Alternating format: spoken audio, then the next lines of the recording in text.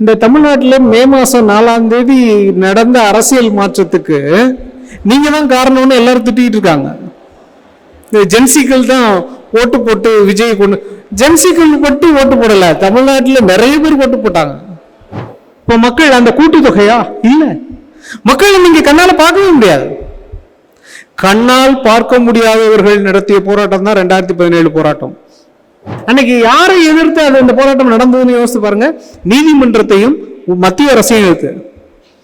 நீதிமன்றம் தான் தடை விதிக்குது, மத்திய அரசு அதற்கு ஆதரவு தெரிவிக்குது. பேட்டா அப்படின்னு சொல்லக்கூடிய அமைப்பு ஒரு சர்வதேச அமைப்பு. அப்ப சர்வதேச நெருக்கடிகள் இருக்கு. இது தொடர்ச்சியாக உலக வரலாற்றிலேயே திரும்ப திரும்ப நம்ம பார்க்கக்கூடிய விஷயம்.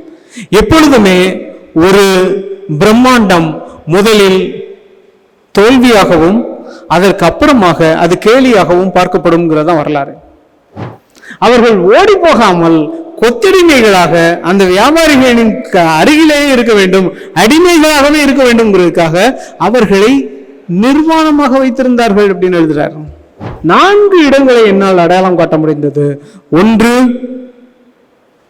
கலப்பரா காலகட்டம், 2வது பக்தி இயக்க காலகட்டம், 3வது இந்திய எதிர்ப்பு காலகட்டம், 4வது இந்த ஜல்லிக்கட்டு போராட்டம். ஒரு கட்சியின் தலைவர் தன்னை எவ்வாறு அலங்கரித்துக் கொள்கிறார்னா ஜல்லிக்கட்டு காலம் மாதிரியே அலங்கரிச்சுக்கிறார். ஜல்லிக்கட்டு காளையை பத்தி ஆராய்ச்சி செய்தவங்களுக்கு இது ரொம்ப தெளிவா தெரியும். ஏன்னா ஜல்லிக்கட்டு காளை ரொம்ப ரகசியமானது. அது நிஜ காளையே இல்லை, அது காளையில சேர்த்தியே கிடையாது. ஏன்னா காளை கூட மாடுகளோட பழகுன்றதே கிடையாது. அது மனுஷங்களையும் சேர்த்து இல்லை, அது உணர்ச்சிகளை வெளிப்படுத்தாது. நான் சொல்றதெல்லாம் வேற யாரையும் சொல்ற மாதிரி இருக்கும். வரிசையா கவனிச்சுட்டு இருந்தீங்கன்னா அது வேற யாரையும் சொல்லும். நீ இந்த அரசியல் மாற்றத்திலிருந்து தமிழகம் தப்பிக்கவே முடியாது அப்படிங்கிறது தான் எனக்கு தெரிஞ்சது. அதனாலதான் இந்த புத்தகத்தை அவசரமா எழுதணும்னு நினைச்சேன். இந்த புத்தகம் ஆதரிக்கிறதுக்காக எழுதப்பட்டது இல்லை, ஆபத்தை முன்னுணர்த்துவதற்காக எழுதப்பட்டது.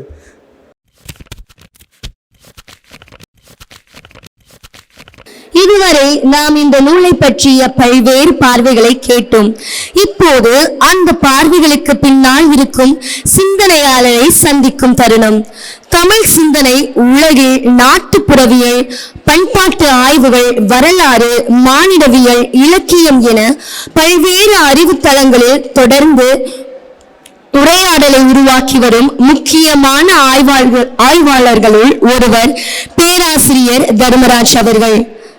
அவருடைய எழுத்தின் தனி சிறப்பு பழக்கமானவற்றை மீண்டும் பார்க்க செய்து, பார்த்தவற்றை மீண்டும் சிந்திக்க செய்து, சிந்தித்தவற்றை மீண்டும் விவாதிக்க செய்து, அதனால்தான் அவரது நூல்கள் வெறும் வாசிப்பாக முடிவதில்லை, உரையாடலாக தொடங்குகின்றன. இன்று நாம் கையில் வைத்திருப்பது ஒரு நூல் மட்டுமல்ல, ஒரு நிகழ்வை மீண்டும் வாசிக்க சொல்லும் மலைப்பு, ஒரு மரபை மீண்டும் சிந்திக்க சொல்லும் முயற்சி, ஒரு சமூகத்தை புதிய கோணத்தில் புரிந்து கொள்ள சொல்லும் ஆய்வு. அதுவே ஜல்லிக்கட்டு கிளர்ச்சி என்னும் சூழ்ச்சி.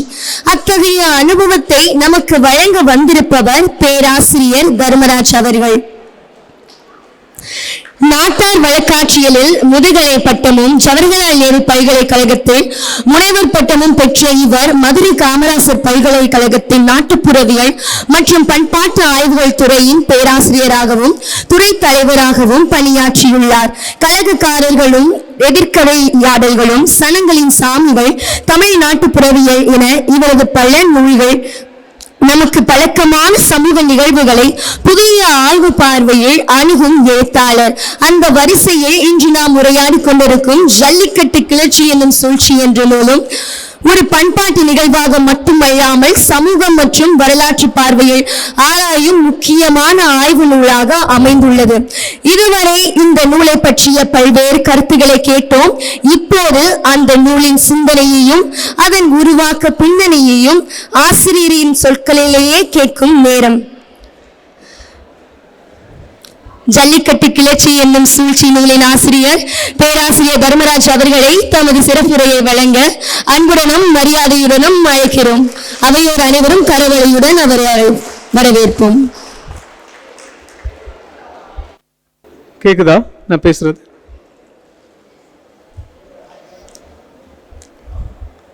இந்த நிகழ்ச்சி ஒருங்கிணைத்து இங்கே நடத்தி கொண்டிருக்கிற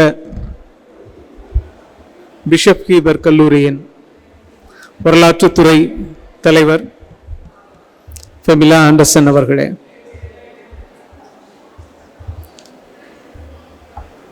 இங்கே பேசிவிட்டு அமர்ந்திருக்கிற என்னுடைய நண்பர்களே, பேராசிரியர்களே, ஆய்வாளர்களே, மாணவர்களே, குறைய 2 மணி நேரம் நீங்கள் பேருரைகளை கேட்டு ஒரு சோர்வாக இருப்பீர்கள் என்ற நம்பிக்கையில் உங்களுக்கெல்லாம் வடை கொடுத்துருக்கோம். இந்த வடை கொடுத்தது எதுக்கு அப்படின்னா, நான் ரொம்ப நேரம் பேசுவேன் அப்படிங்கிறதுக்கு. ரொம்ப நேரம்லாம் பேச மாட்டேன், பயப்படாதீங்க. இந்த புத்தகம், இந்த ஜல்லிக்கட்டு கிளர்ச்சி எனும் சூழ்ச்சி என்ற இந்த புத்தகம் 2026 ஜனவரியில் வெளியானது. இந்த ஜனவரியில் வெளியானதுக்கு அப்புறமாக மே மாதம் 4ஆம் தேதி தமிழ்நாடு வேற மாதிரி மாறி போச்சு. மாறி போனதுக்கு அப்புறம் வாசிச்ச நிறைய பேருக்கு இந்த புத்தகம் வேற மாதிரியே தோணுது. ஏன்னா இது ஜனவரியில எழுதிட்டேன் நான். உங்க துறை தலைவர் சொன்ன மாதிரி இது முதல்வர் விஜய் ரொம்ப கரிசனத்தோடு பார்க்கிறது இந்த புத்தகம் அப்படிங்கிற நிறைய பேர். அது மே மாதம் 4ஆம் தேதிக்கு அப்புறம் இந்த புத்தகத்தை வாசித்தவங்கெல்லாம் வேற மாதிரி வாசிச்சாங்க. நானே அப்படி வாசிக்கல அந்த புத்தகத்தை. அவங்களுக்கு என்ன தெரியுதுன்னா, இந்த புத்தகம் ஏதோ ஜோசியம் சொன்ன மாதிரி தெரியுது, ஏதோ ஆரூடம் சொன்ன மாதிரி. தமிழ்நாட்டுக்கு ஜோசியம் எழுதுனா ஒரு 4 மாதம் கழிச்சு என்ன நடக்க போகுது தமிழ்நாட்டில் அப்படின்னு கேட்டால் 4 மாதம் கழிச்சு இதான் நடக்க போகுது அப்படின்னு சொன்ன மாதிரி எழுதுன மாதிரி தெரியுது. அப்படி எழுதப்பட்டது இல்லை இந்த புத்தகம். அதனால இந்த புத்தகத்தை எழுதின பாவத்திற்காக நான் நிறைய கண்டனங்களையும் சில நேரத்தில் பாராட்டுதல்கள் கூட அதெல்லாம் பெற்றுக்கொண்டிருக்கிறேன். ஏறக்குறைய உங்களுடைய நிலைமையும் அப்படித்தான். இந்த தமிழ்நாட்டில் மே மாதம் 4ஆம் தேதி நடந்த அரசியல் மாற்றத்துக்கு நீங்க தான் காரணம்னு எல்லாரும் திட்டிட்டு இருக்காங்க. இந்த ஜென்சிக்கள் தான் ஓட்டு போட்டு விஜய் கொண்டு, ஜென்சிக்கள் மட்டும் ஓட்டு போடல, தமிழ்நாட்டில் நிறைய பேர் ஓட்டு போட்டாங்க. இந்த மாற்றம் எப்படி நடந்தது அப்படிங்கிறது தான் இந்த புத்தகத்தினுடைய அடிப்படையான கேள்வி. அதாவது ஜல்லிக்கட்டு போராட்டத்தை பற்றி திரும்ப திரும்ப சொல்லப்படுகிற ஒரு மிகப்பெரிய ஆதங்கம் என்ன அப்படின்னு கேட்டா, இன்னைக்கு வரைக்கும் அதை சொல்லிக்கிட்டே இருப்பாங்க.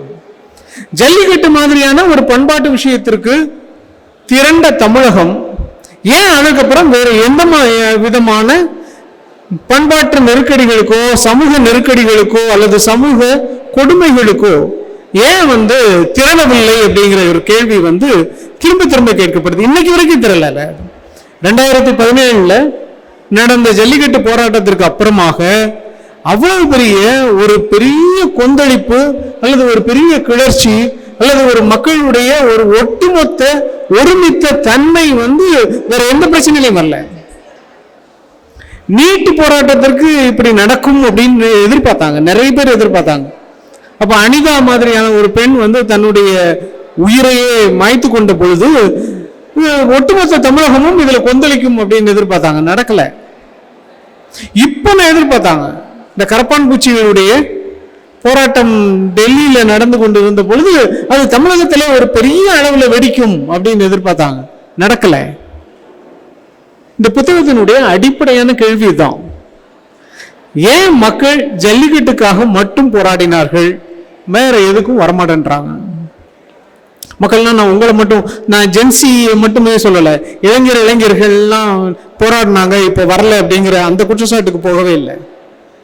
ஏன்னா 2017 நடந்தப்போ நீங்கள்லாம் இளைஞர்கள்லாம் இல்லை, உங்களுக்கெல்லாம் ஒரு 10 வருஷத்துக்கு முன்னாடி. அதனால நீங்க விளையாடிக்கிட்டு இருந்திருப்பீங்களா இருக்கும், உங்களுக்கு தெரியாது. அந்த அந்த போராட்டங்கள் பற்றியான நினைவுகள் உங்களுக்கு ஒரு கொண்டாட்டம் மாதிரி இருந்திருக்கும். நீங்க யாரையாவது பெரியவர்கள் கையை பிடிச்சிட்டு போய் வேடிக்கை பார்த்துட்டு வந்திருப்பீங்க. அன்னைக்கு போராடினவர்களுக்கு இன்னைக்கு 10 வருஷம் தாண்டி போயிடுச்சு. அன்னைக்கு போராடின ஜல்லிக்கட்டு போராட்டத்துல இப்ப கலந்து கொண்ட தமிழர்கள் 10 வயது மூத்தவர்கள் ஆயிட்டாங்க. அன்னைக்கு 20 வயசுல இருந்தவங்களும் இன்னைக்கு 30 வயசு, அன்னைக்கு 30 வயசுல இருந்தவங்களுக்கு இன்னைக்கு 40 வயசு. அதாவது இன்றைய அரசியல் மாற்றத்திற்கு நீங்கள் தான் காரணம்னு சொல்லக்கூடியவங்க தான் 2017 ஜல்லிக்கட்டுக்காக போராடிட்டு இருந்தாங்க. ஜல்லிக்கட்டுக்காக போராடிட்டு இருந்தவர்கள் அந்த நேரத்து இளைஞர்கள் இந்த நேரத்து இளைஞர்களை பார்த்து கேள்வி கேட்டுக்கிட்டு இருக்காங்க திரும்ப திரும்ப. அப்ப இந்த அடிப்படையான தன்மை என்ன, இந்த அடிப்படையான வேறுபாடு என்ன அப்படிங்கிறது ரொம்ப முக்கியம். ஜல்லிக்கட்டு போராட்டத்தை பற்றி ரொம்ப தெளிவா அன்னைக்கு பார்த்தவங்க அல்லது அதை உங்க வீட்டில் உள்ள அண்ணன்மார் அல்லது அக்காமார்ட்டெல்லாம் கேளுங்க, ஜல்லிக்கட்டு போராட்டம் எப்படி நடந்தது அப்படின்னு கேட்டு பார்த்தீங்கன்னா அவங்க ஒரு தெளிவான ஒரு விஷயம் சொல்லுவாங்க. ஜல்லிக்கட்டு போராட்டத்துல எல்லா இளைஞர்களும் தெருவில் அமர்ந்திருந்தார்கள். அவர்களுக்கு ஆதரவு தெரிவித்தவர்கள் யார் அப்படின்னு கேட்டா வீட்டில இருந்து பெரியவங்க வந்து தெருவில் உட்கரல, ஆனா உங்களை வந்து அடிக்கடி பார்த்துட்டு போயிட்டு இருந்தாங்க, உங்களுக்கு உணவு கொடுத்துட்டு இருந்தாங்க, உங்களுக்கு பாதுகாப்பு ஏற்பாடு பண்ணிட்டு இருந்தாங்க.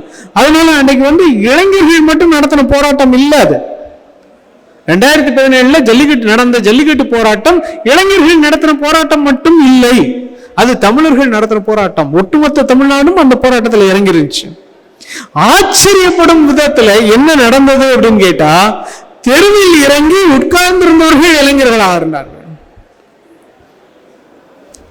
சென்னை மெரினாவிலேயோ அல்லது கோயம்புத்தூர்லயோ அல்லது திருச்சியிலேயோ அல்லது மதுரையிலேயோ அல்லது திருநெல்வேலியிலேயோ அந்த அரங்கங்கள்ல அல்லது அந்த வளாகங்கள்ல அல்லது தெருக்கள்ல உட்கார்ந்திருந்தவர்கள் இளைஞர்கள்.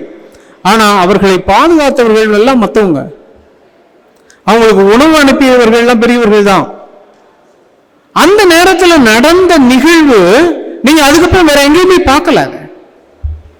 ஏன்னா அந்த நேரத்தில் தலைவர்கள் இல்ல, ஒருங்கிணைக்கிறதுக்கு தலைவர்கள் இல்ல, தொண்டற்படை இல்ல, உங்களை வந்து கூட்டத்துக்கு ஆள் கூட்டு வர்றதுக்கு வேன்களோ பஸ்களோ எதுவுமே கிடையாது.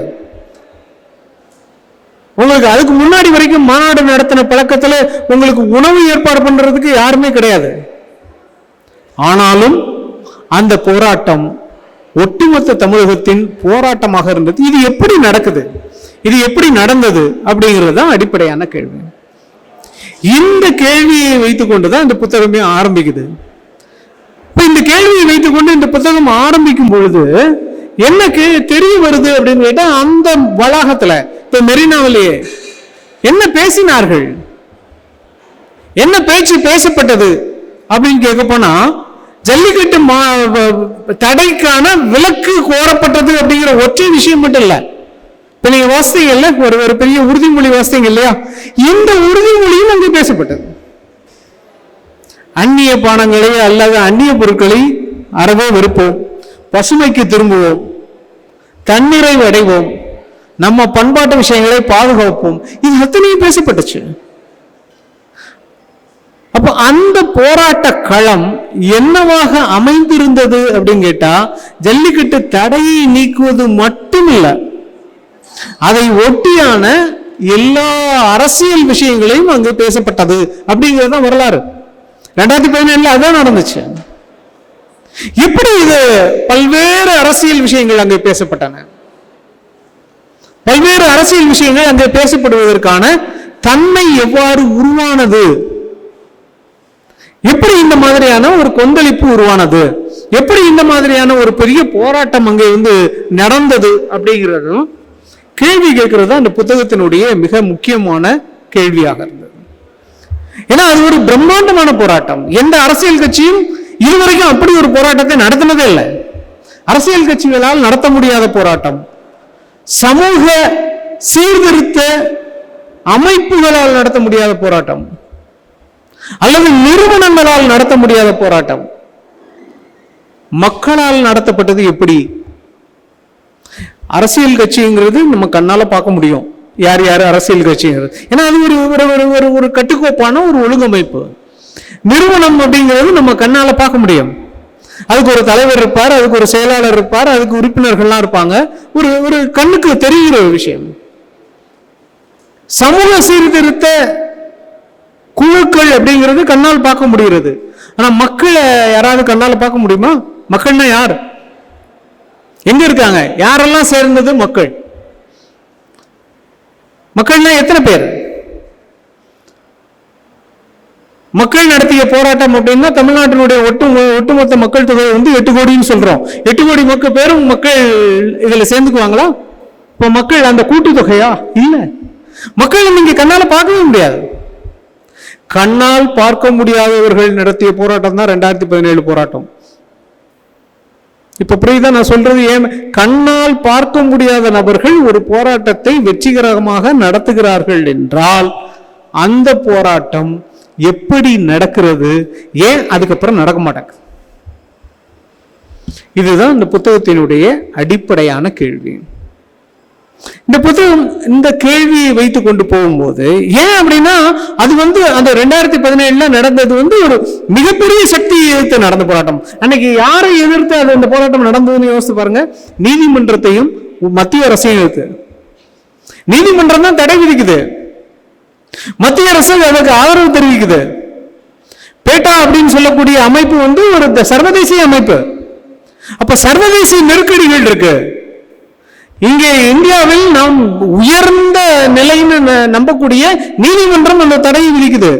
இப்ப மக்கள் எதை எதிர்த்து போராடி கொண்டிருக்கிறார்கள் அப்படின்னு கேட்டா, இந்த நாகரிகத்தின் மூலமாக நாம் அடைந்த மிக முக்கியமான மிக சக்தி வாய்ந்த அமைப்புகளை எதிர்த்து போராடி கொண்டிருந்தார்கள். சாதாரண ஆட்கள் இல்ல. அன்னைக்கு நம்ம மக்களுடைய எதிரிகள் சாதாரண நபர்கள் இல்ல, இன்னொரு அரசியல் கட்சி இல்ல, ஒரு சாதாரண இயக்கம் இல்ல, ஒரு சாதாரண குழு இல்ல.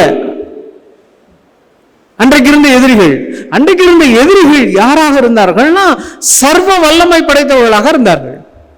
ஏன்னா நீதிமன்றத்துக்கு அன்றைக்கு இன்றைக்கும் கூட நீதிமன்றம் தான் சர்வ வல்லமை படைத்தது. கடைசியா யார் உங்களுக்கு தீர்ப்பு சொல்ல முடியும் அப்படின்னு கேட்டா நீதிமன்றம் தான் சொல்ல முடியும். நீதிமன்ற தீர்ப்புக்கு மேல ஒண்ணுமே இல்லை.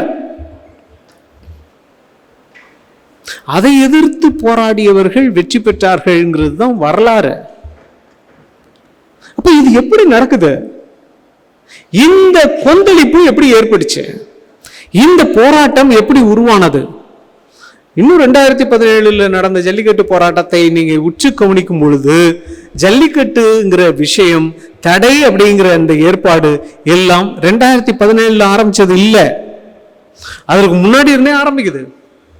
தடை போடுவதும், திருப்பி நீதிமன்றம் சென்று தடைக்கு விலக்கு வாங்குவதும், திருப்பி கொஞ்ச நாள் நடத்திக்குவாங்கன்னு சொல்றதும், திருப்பி தடை போடுவதும் அப்படின்னு ஒரு 10-15 வருஷமாக இந்த பிரச்சனை ஓடிட்டே இருக்கு. 2000 இந்த பிரச்சனை இருக்கு. 2017 தான் இந்த பிரச்சனை ஒரு பெரிய போராட்டமாக மாறுகிறது அப்படின்னு சொல்றோம். இப்ப 2000 இந்த பிரச்சனை ஏன் இந்த மக்கள் அப்படின்னு சொல்றோம் இல்லையா, 2017 கூடின மக்கள் ஏன் 2000 கூடல? 2000 இந்த பிரச்சனை இருக்குல்ல, நீதிமன்றம் தடை விதித்துக் கொண்டுதானே இருக்கிறது, விலங்குகளை துன்புறுத்துகிறீர்கள் அப்படின்னு சொல்லிக்கிட்டு தானே இருக்குது. அன்றைக்கே பேட்டா அப்படிங்கிற உலகமயமான ஒரு நிறுவனம் இதற்கு எதிராக பேசிக்கொண்டு தானே இருந்தது. இப்ப 17 வருஷம் எதுக்கு? இப்ப இந்த மக்கள் திரண்டு வருவதற்கு 17 வருடம் ஆகுறதா? இல்ல இந்த 2017 வித்தியாசமா என்ன நடந்துருச்சு? ஒண்ணும் நடக்கல. ரொம்ப தெளிவா பாக்குறோம் நம்ம. ஒண்ணும் பெருசா வித்தியாசமா நடக்கவே இல்லை. எங்கே இந்த மக்கள் அதுவரையில் ஒளிந்திருந்தார்கள்? எங்கே ஒளிந்திருந்தவர்கள் திடீரென்று அரங்கிற்கு சேர்ந்தார்கள் அப்படிங்கிறதா கேள்வி. இன்னைக்கும் அதே கேள்வி கேட்கலாம். இன்னைக்கு நிறைய பிரச்சனைகள் இருக்கு, இன்னைக்கும் ஏராளமான பிரச்சனைகள். இன்னைக்கு பிரச்சனைகள் இல்லைன்னு சொல்றதுக்கு இல்ல, ஏராளமான பிரச்சனைகள் இருக்கு. இந்த மக்கள் வெளியே வரல. இன்னைக்கு நிறைய பேருடைய ஆனந்தம் இதுதான். நிறைய சமூக செயல்பாட்டாளர்கள், நிறைய அரசியலாளர்கள், நிறைய விழிப்புணர்வு பேசக்கூடியவர்கள் நம்ம நிறைய பேரை பார்க்கிறோம். எல்லாருடைய ஆதங்கமும் இதுதான். என்ன ஆதங்கம்னா அவங்க மக்கள் வரணும் வரணும் வரணும்ன்றாங்க. எங்க இருக்காங்கன்னு தெரியல அந்த மக்கள். நான் முதல்ல சொன்னேன் இல்லையா, அந்த மக்களை கண்ணால பார்க்கவே முடியல. இப்ப நம்ம எல்லாருமே சேர்ந்து மக்களா? இல்ல. ஆனா நம்ம மக்கள்லயும் ஒரு அங்கம், நாமும் மக்கள்ல ஒரு பகுதி. ஆனா மக்கள்ங்கிறது ஒரு பெரிய முழுமைன்னு சொல்றோம். நாம எதுல அங்கமா இருக்கோமோ அது என்னன்னே நமக்கு தெரியாது. இதுதான் வேடிக்கைங்க. ரொம்ப வேடிக்கையானது. நாம எதுல உறுப்பினரா இருக்கும்போ அந்த குழு என்னன்னே தெரியாது, நமக்கு எங்க வரும்னே தெரியாது. இது எப்படி நடக்கிறது அப்படின்னு கேட்கும் போதுதான் தமிழ்நாட்டினுடைய வரலாற்றை ஒரு மீள்பார்வை பார்க்க வேண்டிய தேவை ஏற்படுகிறது. இது நம்ம 20-25 வருஷமா பார்க்கறதுல இந்த மாதிரி சேர்ந்திருக்காங்கன்னு தெரியுது. ஒரு பிரச்சனைக்காக சேர்ந்திருக்கிறார்கள் அப்படின்னு. அப்ப இதுக்கு முன்னாடி இப்படி எப்படியாவது வந்திருக்காங்களா? இதுக்கு முன்னாடி இந்த மாதிரியான பிரச்சனைகளுக்கு எங்கெங்கேயாவது வந்திருக்காங்களா? எந்த நூற்றாண்டிலாவது மக்கள் இப்படி திரண்டு இருக்கிறார்களா அப்படிங்கிறத கேட்கிற ஒரு பயணம் தான் இந்த புத்தகத்தினுடைய அடிப்படையானது. இந்த புத்தகம் ஒரு வரலாற்று ரீதியான ஒரு பயணத்தை மேற்கொண்ட புத்தகம். யாரை தேடி? மக்களை தேடி. 2017 கண்ணுக்கு தெரிஞ்ச மக்கள் ஏன் அதுக்கப்புறம் தெரியல, ஏன் அதுக்கு முன்னாடி தெரியல, வரலாற்றில் எங்கேயாவது தெரிந்திருக்கிறார்களா அப்படிங்கிற தேடல் தான் இந்த புத்தகம். அதனாலதான் 2017 இருந்து இது எங்க வரைக்கும் போகுது அப்படின்னு கேட்டா, நமக்கு நினைவு தெரிந்த வரலாற்று நினைவு தெரிந்த காலத்திலிருந்து இது புத்தகம் பேச ஆரம்பிக்குது. அப்ப நமக்கு வரலாற்று நினைவு தெரிந்த காலகட்டம் எந்த காலகட்டம் அப்படின்னு சொல்லுகிறோம் அப்படின்னு கேட்டா, நமக்கு இருக்கிறது எழுத்துப்பதிவு, கல்வெட்டுகள், தொல்லியல் பதிவுகள். இது எல்லாம் நமக்கு எங்கே கொண்டு போய் சேர்க்கின்றன? தொல்லியல் பதிவுகள் கூட நம்ம எங்கே வரைக்கும் இழுத்து செல்கின்றன அப்படின்னு கேட்டா, சிந்துவெளி நாகரிகம் வரைக்கும் இழுத்து செல்கின்றன. சிந்துவெளி நாகரிகத்திற்கு முன்னாடி நமக்கு என்னன்னு தெரியாது. அன்னையிலிருந்து நமக்கு தொல்லியல் பதிவுகள் கிடைக்கின்றன. அதே சம காலகட்டத்தை சேர்ந்து இங்க ஆதிச்சநல்லூர்ல கிடைக்குது, அரிக்காமேட்ல கிடைக்குது, அல்லது கீழடியில கிடைக்குது.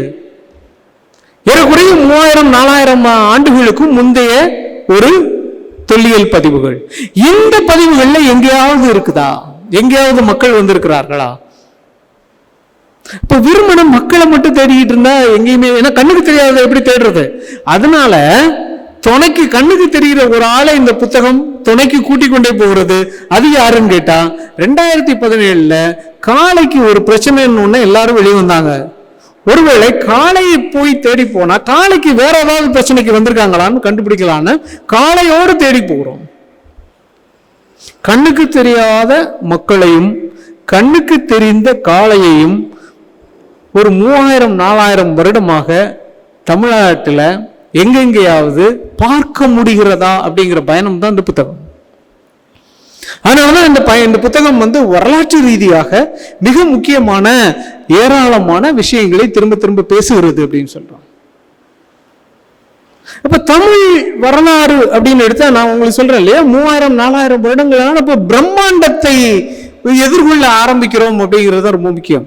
இந்த புத்தகத்தை வாசித்தவர்கள் திரும்ப திரும்ப சொல்லக்கூடிய ஒரே விஷயம் என்னன்னா, இது பிரம்மாண்டமா இருக்கு. ஏன் அப்படின்னு கேட்கும்போது, இந்த புத்தகம் அப்படி எழுதப்பட்டது அப்படிங்கிற ஒற்றை காரணம் மட்டும் இல்ல, இந்த புத்தகம் பிரம்மாண்டத்தை பற்றி மட்டும்தான் பேசுது. மக்கள்ங்கிறத தவிர வேற பெரிய பிரம்மாண்டம் உலகத்துல இல்ல. 2017 இங்க ஜல்லிக்கட்டுக்கு தடைக்கு எதிராக நிகழ்த்தப்பட்ட கிளர்ச்சி ஒரு பிரம்மாண்டமான கிளர்ச்சி. அந்த பிரம்மாண்டத்தை தான் இன்னைக்கு வரைக்கும் நாம எதிர்பார்த்துக்கிட்டே இருக்கோம். இப்ப எப்பொழுதும் இந்த மிகப்பெரிய விஷயங்கள் இருக்கு இல்லையா, இந்த மிகப்பெரிய விஷயங்கள் எப்பொழுதும் கண்ணுக்கு தெரியாமல் தான் நடந்துகிட்டே இருக்கு. பிரம்மாண்டங்களை யார் யாரெல்லாம் செய்தார்கள், எப்படி எப்படி எல்லாம் நடந்திருக்கு அப்படின்னு தேடிட்டு போகும்போது தான் ரொம்ப முக்கியமா, ரொம்ப ஆச்சரியப்படும் விஷயமா தமிழகத்துல ஏராளமான பிரம்மாண்டமான விஷயங்கள் நடந்திருக்கிறத நம்ம பார்க்க ஆரம்பிக்கிறோம். இந்த புத்தகம் உங்களுக்கு அந்த மாதிரியான மிகப்பெரிய காட்சிகளை காட்ட ஆரம்பிக்கிறது அப்படின்னு சொல்றோம். அப்ப இந்த மிகப்பெரிய காட்சிகளின் அடிப்படையில் என்ன நடந்து கொண்டிருக்கிறது? பாளையங்கோட்டையில என்னுடைய பூர்வீகம் பாளையங்கோட்டை. பாளையங்கோட்டைக்கு என்னுடைய வீட்டுக்கு எதிரால, ஏன்னா பாளையங்கோட்டையே ஒரு பெரிய வரலாற்று நகரம். நாங்கள் பாளையங்கோட்டையை திரும்ப திரும்ப என்ன சொல்லுவோம் அப்படின்னா, ஒரு வரலாற்றின் மீது இன்றைக்கு வாழ்ந்து கொண்டிருக்கிறார்கள் அப்படின்னு. மற்ற வீடுகள்லாம் வரலாற்றின் மீது வாழ்ந்து கொண்டிருப்பதாக தெரியாது. அந்த நகரமே நீங்க தோண்டுனீங்கன்னா எங்கேயாவது ஒரு சிலை கிடைக்கும், எங்கேயாவது ஒரு கட்டிடத்தினுடைய இடிபாடு கிடைக்கும், கோட்டை சுவரினுடைய மிச்ச மீதி கிடைக்கும்.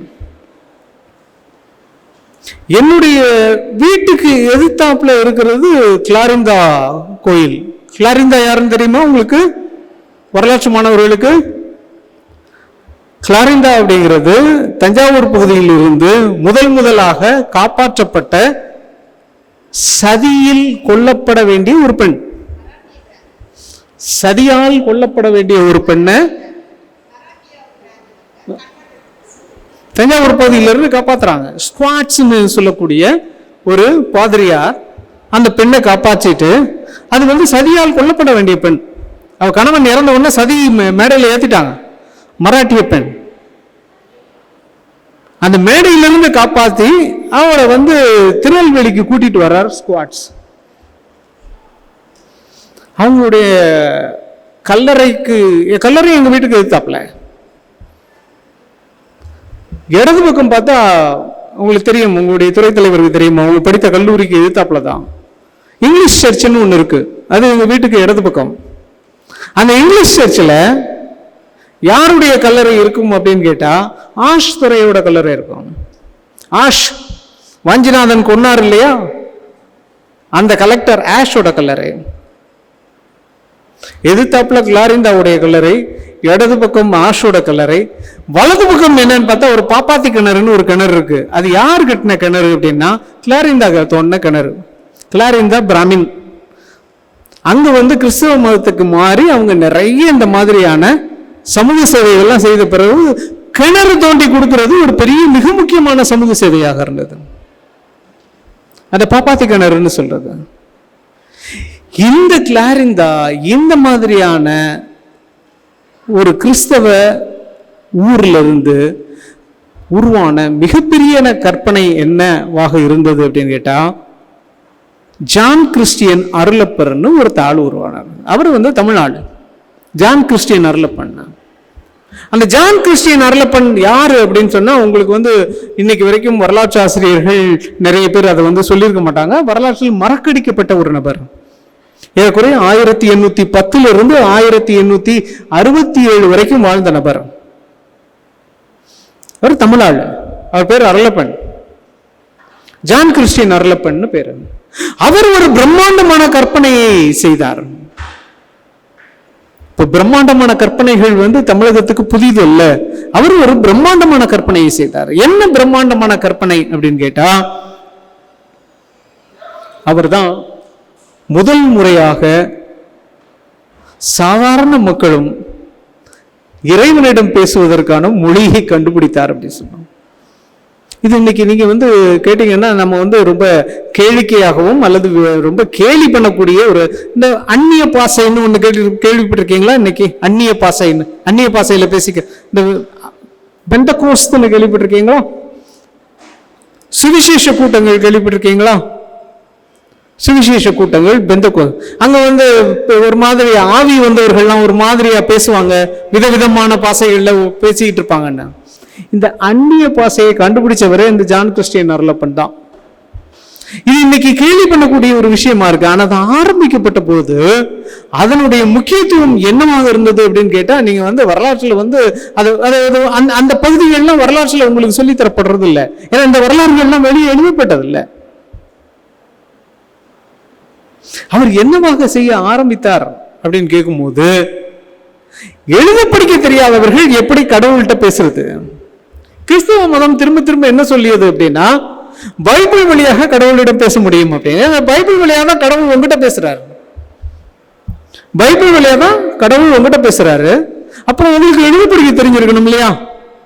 எழுத படிக்க தெரியாதவர்கள் எப்படி கடவுள்கிட்ட பேசுறது, பிதாட்ட எப்படி பேசுறது அப்படின்னு கேட்கும்போது, அப்பொழுது கண்டுபிடிக்கப்பட்ட விஷயம்தான் அந்நிய பாஷை. உங்களுக்கு பிடிச்ச ஏதாவது ஒரு மொழியில பேசுங்க. இந்த இப்ப வந்து கிப்ரீஸ்னு சொல்றீங்களா, ஜிப்ரீஸ்னு, இந்த ஜிப்ரீஸோட ஆரம்ப வடிவம் இது. அதாவது நீங்க கடவுள்கிட்ட பேசுறதுக்கு பக்கத்தில் உள்ள மனிதனுக்கு விளங்கணுமா என்ன? விளங்க வேண்டாம் இல்லையா? அப்போ உங்க மனசுல உள்ள அவ்வளத்தையும் நீங்க வந்து கடவுள்கிட்ட சொல்றதுக்கு மொழி உங்களுக்கு என்ன வாயில வருதோ அதை பேசுங்க. இதுதான் அந்நிய பாஷை. இந்த பாஷையை அவர்கள் மிக தீவிரமாக செய்து கொண்டிருந்தார்கள் அப்படிங்கிறத வரலாறு. 1840 ஜான் கிறிஸ்டியன் அருளப்பன் இந்த அப்போஸ்தல் அல்லது இன்னைக்கு ஆவிக்குரிய கூட்டங்கள்னு இன்னைக்கு வெவ்வேறு இடங்கள்ல நடத்துறாங்க இல்லையா, அந்த ஆவிக்குரிய கூட்டங்களை, இந்த ஆவிக்குரிய கூட்டங்களை கண்டுபிடிச்சவரே அந்த அவர் தான், அருளப்பன் தான். அவர் என்னவாக இருந்தார் அப்படின்னு கேட்டா, அவர் ஒரு மொழிபெயர்ப்பாளராக ஆரம்பித்தார் தன்னுடைய வாழ்க்கையை. என்ன மொழிபெயர்ப்பாளர்? அன்றைக்கு இருந்தவர்கள்லாம் கிறிஸ்தவத்தை போதித்துக் கொண்டிருந்த அன்றைக்கு இருந்தவர்கள் எல்லாம் ஆங்கிலேய பாதிரிமார்கள். ஆங்கிலேய பாதிரிமார்களுக்கு தமிழ் தெரியாது. அதனால இங்க ஒரு மைக் இருக்கும், அங்க ஒரு மைக் இருக்கும் மேடையில. அங்க ஆங்கிலேய பாதிரியார் உட்கார்ந்துட்டு அவர் ஆங்கிலத்துல பிரசங்கம் வைப்பார். அவர் 2 வரி சொன்ன உடனே இந்த பக்கம் இருந்து அருளப்பர் அதை தமிழில் சொல்வார். இதுதான் இன்னைக்கு வரைக்கும் தினகரன் மீட்டிங். தினகரன் மாதிரியான நிறைய ஆவிக்குரிய கூட்டங்கள் நடத்துறாங்க இல்லையா, அந்த கூட்டங்களுடைய ஆரம்பம் எது அப்படின்னு கேட்டா 1840 ஜான் கிறிஸ்டியன் அருளப்பன்னு சொல்லக்கூடிய ஒரு தமிழாள். அந்த தமிழர் தான் என்ன செய்ய ஆரம்பித்தார் அப்படின்னு கேட்டா, எழுத படிக்க தெரியாதவர்களிடம் எவ்வாறு இயேசு கிறிஸ்துவை கொண்டு போறது, கடவுளை படுத்தி எப்படி சொல்லி தர்றது, கிறிஸ்தவத்தை எழுத படிக்க தெரியாதவர்கள்ட்ட எப்படி கொண்டு போறது அப்படிங்கிறது. அப்ப கண்டுபிடிச்ச மொழி தான் அந்த அந்நிய பாஷைங்கிறது. அந்நிய பாஷைங்கிறதுக்கு இன்னைக்கு கேலி செய்யக்கூடிய ஒரு விஷயமா தெரியுது. திருப்பி நம்ம அதை கேட்டா சிரிக்கிறோம். இன்னைக்கு அதை கேட்டா நம்ம நிறைய கிண்டல் பண்றோம். ஆனா அந்த நேரத்துல அது என்னவாக செய்யப்பட்டது அப்படின்னு கேட்டா, அது மிக மிக முக்கியமான ஒரு புரட்சிகரமான வடிவமாக செய்யப்பட்டது. ஏன்னா எழுத படிக்க தெரியாதவங்களுக்கு தான் கடவுளை பத்தி சொல்லித்தரப்பட முடியும்னா, எழுத படிக்க தெரியாதவங்களுக்கு என்ன செய்யறது?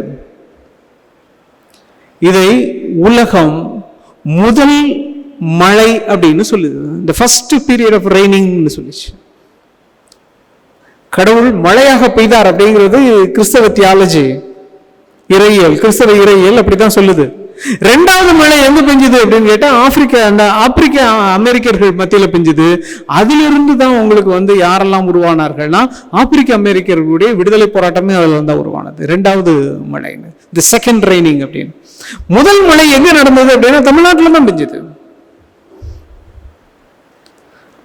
அப்ப இந்த பிரம்மாண்டமான கற்பனைகள் இங்கே சர்வசாதாரணமாக நடந்து கொண்டிருக்கின்றன அப்படின்னு சொல்றோம்.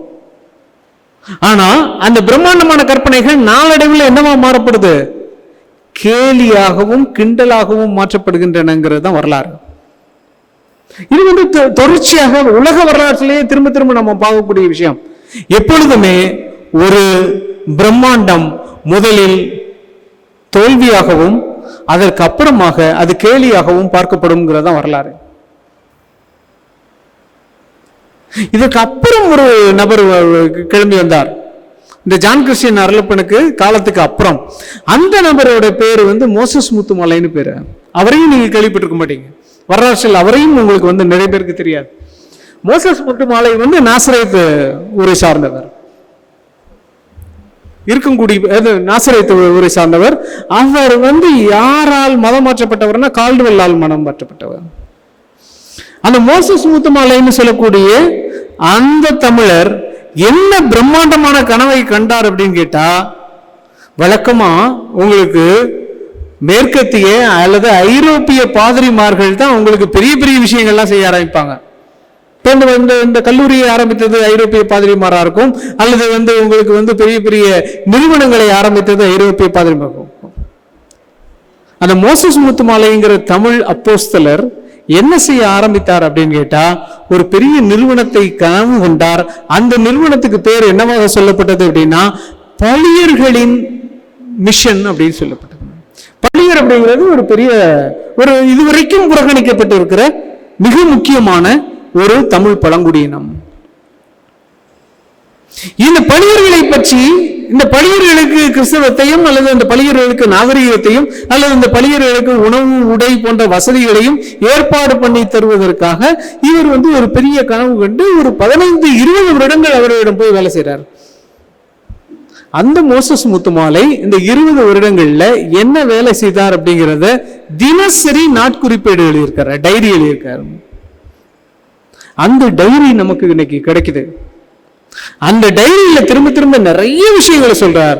அதுல சொல்லக்கூடிய மிக முக்கியமான ஒரு விஷயம் என்ன அப்படின்னு கேட்டா, பழியர் அப்படிங்கிற அந்த மலைவாழ் குடிகள் இன்றைக்கு வரைக்கும் உணவோ உறைவிடமோ இல்லாமல் துயரப்பட்டு கொண்டிருக்கிறார்கள்.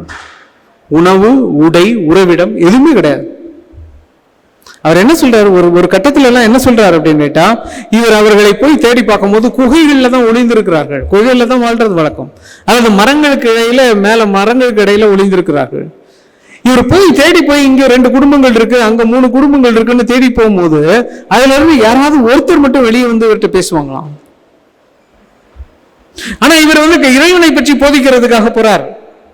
அப்ப அவர் என்ன சொல்றாரு, எல்லாரும் வாங்க, நான் எல்லார்ட்டையும் இறைவனை பத்தி சொல்றேன் அப்படின்னு சொல்லும் போது அந்த ஆள், முதல்ல வந்த ஆள் என்ன செய்வாரு, நான் போய் அவங்கள வர சொல்றேன் அப்படின்னு சொல்லிட்டு போயிட்டு இன்னொருத்தர் வருவார், அல்லது அவருடைய மனைவியோ அல்லது அவருடைய தம்பியோ யாராவது ஒருவர், அந்த ஆள் வரமாட்டார். மோசஸ் முத்துமாலைக்கு ரொம்ப ஒரு நேரமாக இது வந்து ரொம்ப நாட்களாக இந்த குழப்பமாக இருந்துட்டு இருந்துச்சு. ஏன் ஒரே ஒரு ஆள் மட்டும் வந்து நம்மகிட்ட பேசிட்டு போறார்? ஒண்ணு இந்த ஆள் வரான், அல்லது அவனுடைய தம்பி வரான், அல்லது அவனுடைய அப்பா வராரு, அல்லது அவனுடைய மனைவியோ தாயோ யாரோ ஒருத்தர் மட்டுமே வந்து என்கிட்ட பேசுறாங்களே ஏன்? அதற்கப்புறம் தான் அவர் கண்டுபிடிக்கிறாரு, ஏன் ஒருத்தர் மட்டும் வராங்கன்னா அவங்ககிட்ட இருந்தது ஒரே ஒரு ஆடை தான். ஒரே ஒரு ஆடை. குகைக்குள்ள ஒளிஞ்சிருக்காங்க. வெளியிருந்து ஒரு ஆள் வந்து இப்படி பேசுறாரு அப்படின்னு தெரிஞ்ச உடனே அவர்கிட்ட பேசுறதுக்காக இருக்கிற ஒரு உடையை வெளியே போற ஆள் உடுத்திக்கிட்டு வந்து நிற்கிறார். இப்போ மோசஸ் முத்துமாலை என்ன சொல்றாருன்னா, நாம பழங்குடியின மக்களையும், இன்னைக்கும் ஆப்பிரிக்க பழங்குடியின மக்களை பத்தி நமக்கு ஒரு கற்பனை இருக்கு இல்லையா, அவர்கள் ஆடைகள் எல்லாம் உடுத்த மாட்டாங்க, நிர்வாணமா திரிவாங்கன்னு. இவர் என்ன சொல்றாரு, நிர்வாணமாக திரிவதற்கு அடிப்படையான காரணம் என்ன அப்படின்னா, ஆடை இல்லை, ஆடை கொடுக்கப்படவில்லை. ஏன் ஆடை கொடுக்கப்படவில்லை அப்படின்னு தேடிட்டு போகும்போது மோசஸ் முத்துமாலை கண்டுபிடிக்கிற இன்னொரு அதிர்ச்சிகரமான தகவல் என்னவாக இருக்கிறதுனா, அந்த பழங்குடியின மக்களை பூரா யார் தனது கொத்தடிமையாக வைத்திருக்கிறார்கள்னா, சமவெளிகளில் வாழ்ந்திருக்கிற வணிகர்கள், வியாபாரிகள். அந்த வியாபாரிகளுக்கு மலையிலிருந்து என்ன தேவையா இருக்கிறது அப்படின்னு கேட்டா, சாம்பிராணி, குங்குலியம், பட்டை, திருப்பி வந்து கல்பாசி, இந்த மாதிரியான விஷயங்கள்லாம் மலையிலிருந்து இறக்கி அவங்களுக்கு கொண்டு வந்து கொடுக்கணும். இதுக்காக அவங்களை கொத்தடிமைகள் மாதிரி வைத்திருக்கிறாங்க. இந்த வியாபாரிகள் ஒரு குடும்பத்திற்கு ஒரே ஒரு முண்டு மட்டும் கொடுக்காங்க. ஒரு குடும்பத்துக்கு ஒரு முண்டு. முண்டுன்னா என்னது, வேட்டி, அல்லது அதை வேட்டியாகவும் கட்டிக்கலாம், அல்லது சேலையாகவும் கட்டிக்கலாம், அது உங்க விருப்பம். ஒரு சதுரமான ஒரு துணி, அவ்வளவுதான். ஏன் இதை கொடுக்குறாங்க அப்படின்னு கேட்டா, எல்லாருக்கும் ஆடை கொடுத்தால் அவர்கள் தங்களை விட்டு ஓடி போயிடுவாங்க, வேற எங்கேயாவது ஓடி போயிடுவாங்க. அவர்கள் ஓடி போகாமல் கொத்தடிமைகளாக அந்த வியாபாரிகளின் அருகிலேயே இருக்க வேண்டும், அடிமைகளாகவே இருக்க வேண்டும்ங்கிறதுக்காக அவர்களை நிர்வாணமாக வைத்திருந்தார்கள் அப்படின்னு எழுதுறாரு.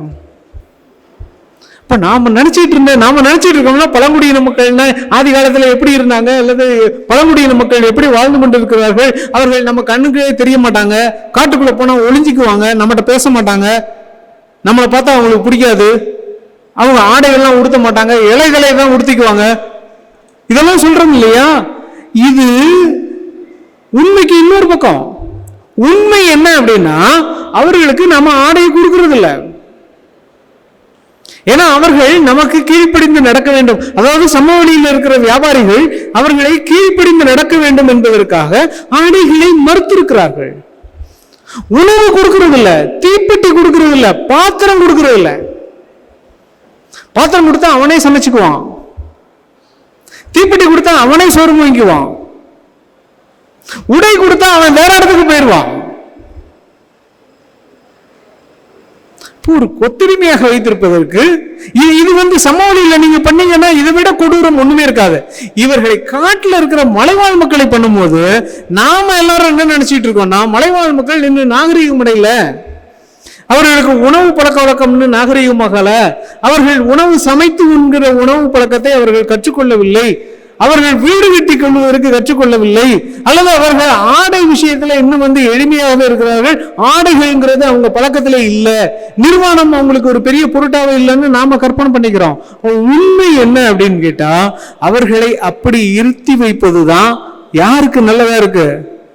சமவெளிகள்ல இருக்கிற நமக்கு நல்லதா இருக்கு.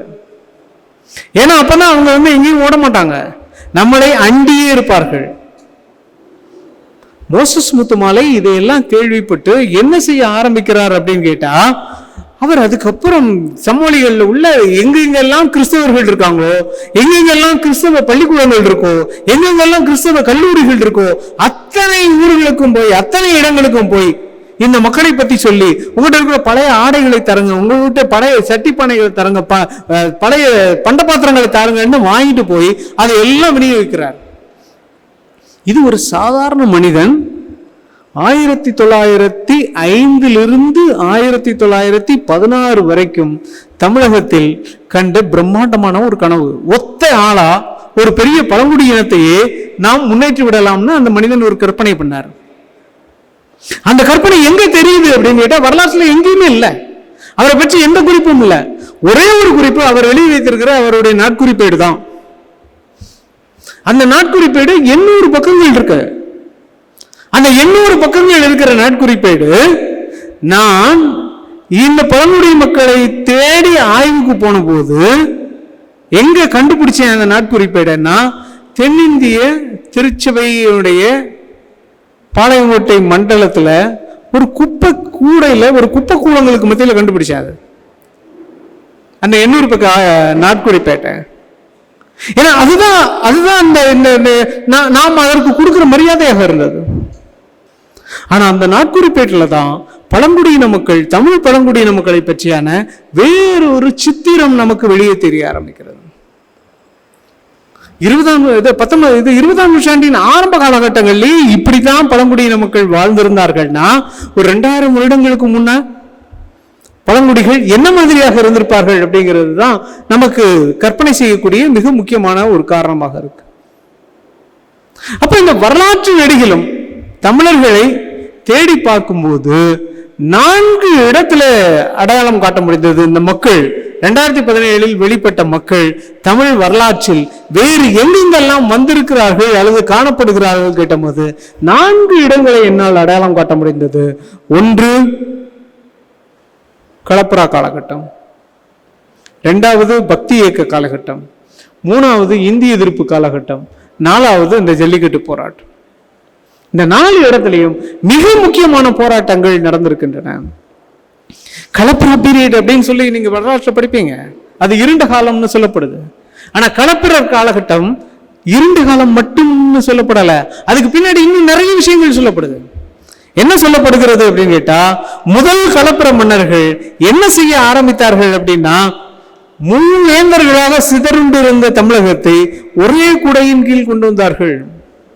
இதுதான் தமிழ் மக்கள்ங்கிற யோசனை உருவானதுக்கான அடிப்படையான ஒரு அரசாட்சின்னு சொல்றோம். முதல் களப்பிர மன்னன் என்ன சொல்றான் அப்படின்னா, வெல், புலி, மீன் 3 சின்னமும் எனக்குள்ளதான்றான். இதுல வேறுபாடே கிடையாது என்ன அப்படின்றான். சேர, சோழ, பாண்டியா இந்த 3 நாட்டையும் இணைத்து தமிழ் அப்படிங்கிற அந்த யோசனையை ஆரம்பிச்சு வைக்கிறது களப்பிர பீரியட்ல தான். நாம அந்த பீரியட் தான் என்னன்னு சொல்றோம், கலவரம் நடந்த பீரியட்னு சொல்றோம். 2வது மிக முக்கியமான காரணம் களப்பிர காலகட்டத்தில் நடந்தது என்ன அப்படின்னா, மூவேந்தர்கள்னு சொல்லப்படுகிற நமக்கு முற்கால சேர, சோழ, பாண்டியர்கள் எல்லாரும் வேள்விக்காக ஊர்களை பிராமணர்களுக்கு தாரை வார்த்து கொடுத்தார்கள் அப்படின்னு இருக்கு. பல்யாக சாலை, முதுகுடுமின்லாம் சொல்லியிருக்கோம். நிறைய யாகத்துக்காக நிறைய ஊர்களை தாரை வார்த்து கொடுத்தார்கள். நிலத்தை மட்டும் இல்ல, மக்களையும் சேர்த்து. அப்ப மக்களை பிராமணர்களுக்கு அடிமையாக எழுதி கொடுத்தார்கள் அப்படிங்கிறது தான். அப்ப களப்பிரா காலகட்டத்தில் வந்து செய்த 2வது அறிவிப்பு என்னவாக இருக்கிறதுனா, இப்படி தானம் கொடுக்கப்பட்ட எல்லாவற்றையும் நீக்குவதுதான் களப்பிராவுடைய அடுத்த காலகட்டம். ஏன் இதை செய்தார்கள், ஏன் இது செய்யப்பட்டது அப்படின்னு கேட்கும் போதுதான் நமக்கு ஒண்ணு தெரியுது. அப்போ களப்பிராங்கிறது ஒரு பெரிய கலவர காலம்னா, அந்த கலவரம் போராட்ட காலமாக இருந்திருக்க வேண்டும். இப்போ மக்கள் வந்து மூவேந்தர்களுக்கும் எதிராக நிகழ்த்தப்பட்ட ஒரு பெரிய போராட்டத்தை இது சுட்டுகிறதோ அப்படிங்கிற சந்தேகம் நமக்கு எழ ஆரம்பிக்குது. மூவேந்தர்களும் மக்களை கிராமங்களாக பிராமணர்களுக்கு பிரம்மதேயம் அல்லது யாகத்திற்காகவோ தானங்களாக கொடுக்கப்பட்டதை எதிர்த்து மக்கள் கொதித்தெழுந்ததை நாம் களப்பிரர்கள்னு சொல்லிட்டு இருக்கோமோ? இந்த சந்தேகம் களப்பிர காலகட்டத்தை பத்தி ரொம்ப தெளிவாக உருவாக ஆரம்பிக்கிறது. ரெண்டாவது எங்க நடக்குது அப்படின்னா பக்தி இயக்க காலகட்டம். இப்ப பக்தி இயக்க காலகட்டத்தில் இதே மாதிரி சமய நிறுவனங்கள் உங்களுக்கு அநீதி விளைவிக்கும் பொழுது, சமய நிறுவனங்கள் இறுகி போகும்போது மக்கள் என்ன செய்ய ஆரம்பிக்கிறார்கள்? கொதித்தெழ ஆரம்பிக்கிறார்கள். அங்கேயும் நீங்க மக்களை பார்க்க முடியுது. வரலாற்றுல மக்கள் வெளியே வருவதை அங்கேயும் பார்க்க முடிகிறது. மூன்றாவதாக மக்களை நீங்கள் எங்கே அடையாளம் காட்ட முடிகிறதுனா இந்திய எதிர்ப்பு போராட்டத்தில். இந்திய எதிர்ப்பு போராட்டத்திலையும் மக்கள் என்ன செய்யறாங்க? அன்னைக்கு இளைஞர்கள் தான் வெளியே வந்தாங்க. அன்னைக்கு எந்த அரசியல் கட்சியும் இளைஞர்களுக்கு ஆதரவாக இல்லை. இன்றைக்கு இந்திய எதிர்ப்பு போராட்டத்தை நடத்தியதற்கு உரிமை கொண்டாடும் திராவிட கட்சிகள் கூட அன்னைக்கு என்ன சொல்லுச்சு அப்படின்னு கேட்டா, மாணவர்களாகிய நீங்கள் கல்லூரிகளுக்கு போங்க, பள்ளி படிக்கிற வேலையை பாருங்க, இந்த இந்தியை சமாளிக்கிற வேலை, சமஸ்கிருதத்தை சமாளிக்கிற அரசியலை நாங்கள் பார்த்துக் கொள்கிறோம் சொன்னாங்க. மாணவர்கள் கேட்கல. அன்னைக்கு ஒட்டுமொத்தமான தமிழ் சமூகமும் தமிழ் மக்களும் வீதியில் இறங்கி இந்திக்கு எதிராக போராடினார்கள் அப்படிங்கிறது வரலாறு. இந்த மூன்றுக்கு அடுத்து நடந்ததுதான் 2017 நடக்கிற ஜல்லிக்கட்டு போராட்டம். இந்த மூணுலையும் உங்களுக்கு ஒரு ஒருமைத்தன்மை இருக்கு. என்ன ஒருமைத்தன்மை இருக்கு? களப்பிர காலகட்டத்தில் பிரம்மதேயத்தை எதிர்த்து, மூவேந்தர்களை எதிர்த்து மக்கள் போராடியதை நாம் இன்னைக்கு வரலாற்றில் என்னவாக பார்க்கிறோம்? களப்பிரர்களுடைய வெற்றியாக பார்க்கிறோம். மூவேந்தர்களையும் களப்பிரர் அப்படிங்கிற ஒரு வம்சாவளி அவர்களை எதிர்த்து வெற்றி பெற்றார். ஆனா களப்பிரங்கிற வம்சாவளி யாரு, அவங்க எங்க இருக்கிறாங்கிறது இதுவரைக்கும் தெரியல. ஏன் தெரியலன்னு என்னுடைய அபிப்பிராயம் என்ன என்றால், அந்த களப்பிர அப்படிங்கிறதே ஒரு கற்பனையான வடிவம். அது உண்மையிலே மக்களுடைய போராட்டமாக இருந்தது. அது அந்த களப்பிரர்கள் அதுக்கு பின்னாடியும் பார்க்க முடியல, அதுக்கு முன்னாடியும் பார்க்க முடியல. களப்பிரர்கள் யார் அப்படின்னு கேட்டா, இந்த வரலாற்று ஆசிரியர்கள் நிறைய விதமா சொல்லிக்கிட்டே இருக்காங்க.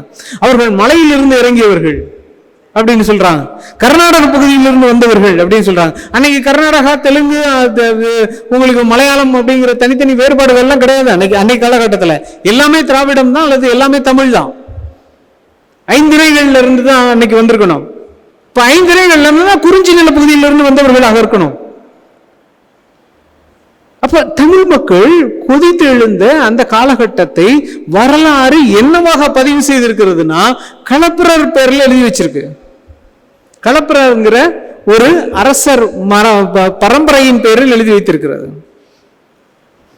பௌத்த சமண மதங்களின் நெருக்கடிகளை எதிர்த்து மக்கள் கிளர்ந்து எழுந்ததை நீங்க என்ன பேர்ல சொல்றீங்கன்னா, பக்திங்கிற பேர்ல இன்னைக்கு வரலாறுல படிச்சுட்டு இருக்கோம்.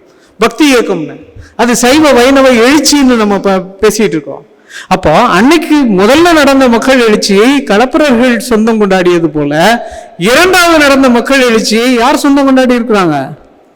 பக்திங்கிற அந்த சைவ வைணவ ஒருங்கிணைப்பு அல்லது மதங்கள் கொண்டாடிட்டு இருக்கு. மூணாவதா நடந்த மக்கள் எழுச்சி எது அப்படின்னு கேட்டா, இந்திய எதிர்ப்பு போராட்டம். இந்திய எதிர்ப்பு போராட்டம் ரொம்ப தெளிவா தெரியுது. யார் சொந்தம் கொண்டாடி கொண்டிருக்கிறார்கள்?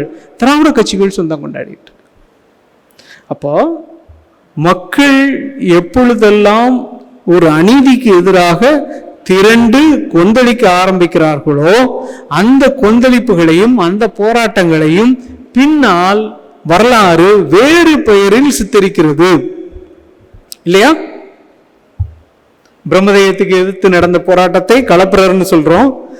பௌத்த சமண இறுக்கங்களுக்கு, சமய நெருக்கடிகளுக்கு எதிரான போராட்டத்தை பக்தி இயக்கம்னு சொல்லிடுறோம். சைவ வைணவ எழுச்சின்னு சொல்றோம். இந்திய எதிர்ப்பு போராட்டத்தை திராவிட எழுச்சின்னு சொல்றோம். ஜல்லிக்கட்டு போராட்டத்தை என்னவாக சொல்ல போகிறோம் அப்படிங்கிறது தான் இந்த காலகட்டம். இந்த புத்தகம் ஏறக்குறைய அந்த அபாயத்தை தான் சொல்லிக் கொண்டே இருக்கிறது. 2017 நடந்த ஜல்லிக்கட்டு மக்கள் எழுச்சியை யார் சொந்தம் கொண்டாட போகிறார்கள் வரலாற்றில் அப்படின்னா, இப்ப ஜனவரியில் இந்த புத்தகத்தை எழுதும் போது எனக்கு தோணியது என்ன அப்படின்னு கேட்டா, அன்றைக்கு ஜல்லிக்கட்டு போராட்டத்தின் போது காளையை அவிழ்த்து விடுவதில் தான் பிரச்சனை. நீதிமன்ற தடை எதுக்கு? வாடிவாசல திறக்கக்கூடாது, காளையை அவுத்து விடாத, ஜல்லிக்கட்டு காளையை அவுத்து விடாத. மக்கள் அந்த தடையை விளக்கினார்கள் அல்லது போராடி விளக்கினார்கள் சொல்றோம். ஆனா அதை இங்க என்ன நடக்க ஆரம்பிக்குதுன்னா, இந்த அரசியல் மாற்றம், அந்த காளை ஒரு மனித உருவில் இங்கே இந்த ஒட்டுமொத்த போராட்டத்தையும் தன்வயப்படுத்த முனைகிறதோ அப்படிங்கிறத அந்த புத்தகம் எழுப்புகிற மிக முக்கியமான கேள்வி. ஜல்லிக்கட்டு போராட்டம் மாதிரியான ஜென்சி போராட்டம் அல்லது இளைஞர் போராட்டத்தை தனது போராட்டமாக இங்கே ஒரு அரசியல் கட்சி சொந்தம் கொண்டாட போகிறது அப்படிங்கிற அபாயத்தை சொல்றதுதான் அந்த புத்தகம். அதனாலதான் திரும்ப திரும்ப அது என்ன விளக்க சொல்லுகிறதுனா, அது பார்த்தாலே தெரியுது. ஒரு கட்சியின் தலைவர் தன்னை எவ்வாறு அலங்கரித்துக் கொள்கிறார்னா, ஜல்லிக்கட்டு காலம் மாதிரியே அலங்கரிச்சுக்கிறார். ஜல்லிக்கட்டு காளையை பத்தி ஆராய்ச்சி செய்தவங்களுக்கு இது ரொம்ப தெளிவா தெரியும். ஏன்னா ஜல்லிக்கட்டு காளை ரொம்ப ரகசியமானது. அது நிஜ காளையே இல்லை, அது காளையில சேட்டியே கிடையாது. ஏன்னா காளை கூட மாடுகளோட பழகுறதே கிடையாது. அது மனுஷங்களையும் சேர்த்து இல்லை, அது உணர்ச்சிகளை வெளிப்படுத்தாது. நான் சொல்றதெல்லாம் வேற யாரையும் சொல்ற மாதிரி இருக்கும். வரிசையா கவனிச்சுட்டு இருந்தீங்கன்னா அது வேற யாரையும் சொல்லும். அதுக்கு உணர்ச்சியே கிடையாது, அதற்கு சந்ததி கிடையாது. ஏன்னா அது எந்த பசுமாட்டோடும் இணைவது, சந்ததி கிடையாது. சரியா? எந்த குடும்ப பந்தம் எதுவுமே கிடையாது. அது மிக தெளிவாக அது தன்னை தனியாளாக காட்டிக்கொண்டே இருக்கும். ஆனா அந்த காளை தான் ஆண்மையினுடைய சிம்பலா இருக்கும். ஆண்மையினுடைய சிம்பலும் அதான், ஆண்மையை குறிக்கக்கூடிய சிம்பலும் அதான். அது தன்னை ஒரு 5 நிமிடத்திற்கோ 10 நிமிடத்திற்கோ உங்களுக்கு கண்ணில் காட்டும். அந்த நேரத்தில் அதை பாஞ்சு பிடிக்கிறதுக்காக ஒரு 20 பேர் போய் பாய்வாங்க. அந்த காட்சியை அனுபவிப்பதற்காக ஒட்டுமொத்த தமிழகமும் காத்துக்கிட்டு இருக்கும். இதான் ஜல்லிக்கட்டு. நீங்க ஜல்லிக்கட்டுன்னா அதை காளையை அடக்குறது, அது குத்தி கிழிக்கிறதுன்னு இது வரைக்கும் சொல்லிட்டு இருக்கீங்களே, உண்மை அது இல்ல. குத்தி கிழிக்கிறதுலாம் இல்ல, அந்த வாடி வாசல் திறந்து காளை வெளிவிடுறதுதான் ஜல்லிக்கட்டு. அந்த நேரம் தான் எல்லாரும் கூச்சல் போடுறாங்க இல்லையா, அந்த கூச்சல் தான் ஜல்லிக்கட்டு. இந்த பக்தி பரவசத்தை நீங்க கோயில்ல பார்க்கலாம். ஸ்ரீரங்கத்துக்கு போங்க, இல்ல ஏதாவது ஒரு கோயிலுக்கு போங்க, பூஜை நேரத்துல எல்லா அலங்காரங்கள்லாம் முடிச்சு சாமி வர்றதுக்கு உங்களுக்கு அப்படி கண்ணில் காட்டி அந்த அந்த தீப ஒளியில தான் காட்டுவார். ஏன் அந்த லைட் போட்டு காட்டக்கூடாதா? காட்டக்கூடாது. ஏன்னா ஒட்டுமொத்தமா உங்களுக்கு முழுக்க முழுக்க காட்டியாச்சுன்னா உங்களுக்கு அது மேல இருக்கிற விருப்பமே போயிடும். சாமியை ஒரு கன நேரம் சந்திக்கணும், அவ்வளவுதான். இது அடிப்படையில் இந்த பண்பாட்டில் உருவாக்கப்பட்ட ஒரு தலைவனுக்கான தகுதியாக சொல்லப்படுகிறது. நீங்க அவரை நீங்க எந்த பிரஸ் மீட்லயும் பார்க்க முடியாது, பேச மாட்டார், அவர் எந்த உணர்ச்சியும் காட்ட மாட்டார். ஜல்லிக்கட்டு காலம் அப்படிதான் இருக்கும். இதன் மீது நீங்கள் கொள்கிற ஈர்ப்புக்கு அறியாமை இல்ல காரணம். பண்பாட்டு ரீதியாக இதுதான் நடந்துகிட்டே இருக்கு. அதைத்தான் சொல்றேன் நான். பண்பாட்டு ரீதியாக நாம் எல்லாரும் இப்படி ஒரு ஜல்லிக்கட்டு காளை வரும்போது அதை நோக்கி மயங்குவதற்கு பழக்கப்படுத்திருக்கிறோம். நீங்க இந்து கோயில் என்ன நடக்குது? சாமி, நம்ம சாமி எல்லாம் எப்படி இருக்குது? இப்படிதான் இருக்கு. திரையை விலக்கி கொஞ்சம் காட்டி மூடி இருக்குதுதான். ஏன் சாமி நமக்கு 24 மணி நேரம் தெரியக்கூடாது? எந்த மதமும் 24 மணி நேரம் உங்களுக்கு தெரிய வைக்காது. இது இந்து மதம் மட்டும் இல்ல, கிறிஸ்தவ மதமும் தான். கிறிஸ்தவ மதத்துக்கு போனீங்கன்னா அந்த இதுதான் கடவுளின் சரீரம்னு அந்த அப்பத்தை காட்டுவாங்க, இதுதான் கடவுளின் ரத்தம்னு அந்த ஒயினை காட்டுவாங்க. ரெண்டையும் அந்த நேரத்தில் தான் நீங்க பார்க்க முடியும். அதுக்கப்புறம் பூட்டி வச்சிருவாங்க. இது ஒரு தலைவனை அல்லது வழிபடக்கூடிய ஒரு பொருளை நமக்கு காட்டக்கூடிய தன்மை. ஜல்லிக்கட்டு இதனுடைய அடிப்படையான உச்சமான நிலை. ஜல்லிக்கட்டு கடவுளை வளர்க்குற மாதிரி. ஜல்லிக்கட்டு காளையை வளர்க்கறது இல்லை, கடவுளை வளர்க்குறோம். கடவுளை சாதாரணமாக வளர்க்க முடியாது, பூட்டி வச்சு தான் வளர்க்க முடியும். 4 பக்கமும் பூட்டி வச்சு. நீ இந்த அரசியல் மாற்றத்திலிருந்து தமிழகம் தப்பிக்கவே முடியாது அப்படிங்கிறது தான் எனக்கு தெரிஞ்சது. அதனாலதான் இந்த புத்தகத்தை அவசரமா எழுதணும்னு நினைச்சேன். இந்த புத்தகம் ஆதரிக்கிறதுக்காக எழுதப்பட்டது இல்லை, ஆபத்தை முன்னுணர்த்துவதற்காக எழுதப்பட்டது. உங்களுக்கு என்ன தெரியுது அப்படின்னா, இது பண்பாட்டு ரீதியாக இது இது இப்படித்தான் நடக்குது, இது இப்படித்தான் நடக்க முடியும். அப்போ எங்க நாம தோண்டு போகிறோம், எங்க நாம் தோற்று போகிறோம் அப்படிங்கிற கேட்டா, நாம் தோற்று போகிற ஒரே விஷயம் என்ன அப்படின்னு கேட்டா, நாம் முழுக்க முழுக்க புத்திசாலித்தனமாக நடந்து கொள்ள முயற்சி செய்கிறோம் அப்படிங்கிறது தான் தோற்று போற இடம். அரசியல்ங்கிறது புத்திசாலித்தனம்னு நினைச்சுக்கிட்டே இருக்கிறோம். ஆனா மக்கள்ங்கிறது புத்திசாலித்தனமானது இல்ல, உணர்ச்சிகரமானது, ரொம்ப உணர்ச்சிகரமானது. இது கடவுள் மாதிரி ஆபத் பாந்தவன் சொல்றோம் இல்லையா, அந்த ஆபத் பாந்தவன் மாதிரி, உங்களை காக்க வந்தவன்ங்கிற மாதிரி. இதை நீங்க புத்திபூர்வமா எதை சொன்னாலும் அதை அழிக்கவே முடியாது. நீங்க ஜல்லிக்கட்டு காளைக்கு என்னங்க சமூக பயன்பாடு இருக்கு? அது ஏற்பூட்டி உழ முடியுமா? இந்த கட்டபொம்மன் ஜாக்சன் துறையிட்ட கேட்ட மாதிரி அம்மி அரைத்தாயா அண்ணா, இதே மாதிரி இது கேட்கலாம். அது ஏற்பூட்டி உழ முடியுமா? மாட்டு வண்டியில கட்ட முடியுமா? அல்லது அது பசுமாட்டோட சேர்த்து புதிய காளையை கொண்டு வர முடியுமா? ஒண்ணுமே முடியாது. பிறகு ஜல்லிக்கட்டு காளைனா அதுதான் ஜல்லிக்கட்டு காளைன்றாங்க மக்கள். எதுவுமே செய்யாது, ஆனா அதுதான் ஜல்லிக்கட்டு காளை. அது வாடிவாசலை விட்டு வெளியே வரும்போதுதான் நாங்க அதை அணைக்கிறதுக்கு அல்லது அதை திமிழ பிடிச்சி தொங்குறதுக்கு முயற்சி பண்ணுவோம். சாதாரணமா தெரியுற காளையெல்லாம் நாங்க கண்டுக்கவே மாட்டோம். என் கண்ணுக்கு முன்னாடி இருக்கிற காளை அதை கண்டுக்க மாட்டேன். இதுதான் பண்பாட்டினுடைய மிக கோரமான ஒரு விஷயம். ஏன் பண்பாடை பத்தி நம்ம ரொம்ப அக்கறை செலுத்த வேண்டி இருக்கு, ஏன் ரொம்ப கவனம் செலுத்த வேண்டி இருக்கு அப்படின்னு கேட்டா, பண்பாடு கண்ணுக்கு தெரியாத அந்த மக்கள்ங்கிறது இருக்காங்க இல்லையா, அவங்களை ஒழுங்குபடுத்துகிறது. அந்த மக்கள் தான் ஜனநாயகத்துல தேர்தலில் வாக்கு போட்டு நம்மளுடைய முதல்வர்களை தேர்ந்தெடுக்கிறார்கள். இப்படித்தான் மக்களுடைய வரலாறு ஆதிக்க கருத்தியல்களால் களவாடப்படுகிறது அப்படிங்கிறதா அந்த புத்தகத்தினுடைய அடிப்படையான விஷயம். இந்த புத்தகம் அதைத்தான் சொல்லுது, புரிஞ்சுக்கோங்கன்னு சொல்லுது. இதை புத்திபூர்வமா எதிர்க்க முடியும்னு எனக்கு தோணவே இல்லை. இதை அறிவியல் பூர்வமா எதிர்க்க முடியும்னு தோணவே இல்லை. ஏன்னா நீங்க கண்ணுக்கு தெரியாத எதிரிகிட்ட போராடிட்டு இருக்கீங்க. உங்க எதிரி அந்த ஜல்லிக்கட்டு காளை இல்ல, சுத்தி நின்று கைப்பற்றாங்கல்ல அந்த மக்கள். ஜல்லிக்கட்டு காளையோ அதை அடக்க நினைக்கிற 20 இளைஞர்களோ இல்ல, சுத்தி நின்று கைத்தட்டி உற்சாகப்படுத்துறாங்கல்ல அந்த மக்கள் தான் உங்களுடைய மிக முக்கியமான எதிரிகள். அந்த மக்கள் கண்ணுக்கு தெரியாதவர்கள் தான் சொல்றேன் நான். அந்த மக்களை நீங்க பார்க்கவே முடியாது. பார்க்க முடியாத எதிரி எப்படி வீழ்த்துவது அப்படிங்கிறத ஒரு பெரிய கேள்விக்குறி. அந்த கேள்வியை தான் அந்த புத்தகம் திரும்ப திரும்ப எழுப்புது. வரலாற்றில் இது எப்படி நடந்திருக்கிறது அப்படிங்கிற ஒரு பெரிய பயணத்தை தான் இந்த புத்தகம் சொல்லுது. ஆனா இந்த புத்தகம் நான் ஏற்கனவே சொன்ன மாதிரி மே 4ஆம் தேதிக்கு அப்புறம் வாசிக்கிறவர்களுக்கு இது வேறு மாதிரியாக தோணுவது அப்படிங்கிறது இன்னும் கவலைக்குரிய ஒரு விஷயம். ஏன் அப்படின்னா அந்த ஜல்லிக்கட்டு காளையில் மயங்கியவர்கள் தான் அந்த புத்தகத்தை படிக்கிறாங்கன்னு அர்த்தம். அவங்களுக்கு நாங்க ஏன் மயங்கணுங்கிறத அப்படி சொல்ற மாதிரியே தெரியுது. இது இன்னும் வருந்தக்கூடிய விஷயம். அதனால இது ஒரு புத்தகத்தால் சாதிக்க முடியும் அப்படின்லாம் நினைக்கலன்னா, ஆனா அந்த புத்தகம் எழுதப்பட வேண்டிய ஒரு தேவை இருக்கிறது அப்படிங்கிறதுக்காக தான் அந்த புத்தகம் எழுதப்பட்டது. நீங்கள் எல்லாம் படிச்சு பார்க்கணும். அந்த புத்தகத்தை என்னுடைய கோரிக்கையை தான் நீங்க படிச்சு பார்க்கணும். உங்களுக்கு புதிய விஷயங்கள் தெரிய வரும், உங்களையே நீங்க திருப்பி பார்த்துக்கிற மாதிரி இருக்கும். அதுதான் இந்த புத்தகத்தினுடைய அடிப்படையான நோக்கம். இந்த உரையோடு, இந்த சின்ன செய்தியோடு என்னுடைய உரையை நிறைவு செய்கிறேன். நன்றி. மிக்க நன்றி ஐயா. கேள்வி பதில் நேரம். அனைவருக்கும் வணக்கம். மு. கஸ்தூரி, முனைவர் பட்ட ஆய்வாளர், தமிழ் துறை. ஐயா, என்னுடைய கேள்வி, பழியரின பழங்குடியின மக்களை பத்தி சொன்னீங்க. அந்த நாட்குறிப்பு கிடைக்குமாங்க ஐயா? அந்த நாட்குறிப்பு எண்ணூர் பக்கம். சரிங்கய்யா. இல்லைங்கய்யா, இப்போ நான் அந்த நாட்குறிப்பு எடுத்து பார்க்கணும்னா எங்க கிடைக்குங்கய்யா எனக்கு? என்னுடைய அடுத்த நூல் அதான். நன்றிங்கய்யா. தயாராகிட்டு இருக்கு, ஜனவரியில் வரும். வாழ்த்துக்கள்ங்கய்யா.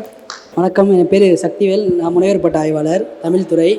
இப்போ ஜல்லிக்கட்டு காளையோட ஒப்பிட்டு பேசிகிட்டு இருந்தீங்க. அந்த புக்கு நான் படிச்சுட்டு ஒரு 100 பக்கம் தான் படிச்சிருக்கேன் சார். அந்த ஜல்லிக்கட்டு காளை அடக்கப்படுமா அடக்கப்படாதா? இல்லை, ஜல்லிக்கட்டு காளையை அடக்கிறதே இல்லை யாரும். காளையை அடக்கிறதே நம்ம தமிழகத்தில் பிரச்சனையே இல்லை. ஜல்லிக்கட்டுல கூட காளையை அடக்கிறது இல்லை. ஜல்லிக்கட்டுல என்ன நடக்குது அப்படின்னு கேட்டா, ஒரு 1.5 நிமிஷத்துக்கு நீங்க அந்த திமிழை பிடிச்சிட்டு தொங்கலாம், அதை அடக்க முடியாது. நீங்க அதை திமிழை பிடிச்சிட்டு தொங்குறதன் மூலமாக உங்களுக்கு ஏதாவது கிடைக்கும், புரியுதா? மற்றபடி அந்த காட்சியை பார்க்கறது எங்களுக்கு நல்லா இருக்கு.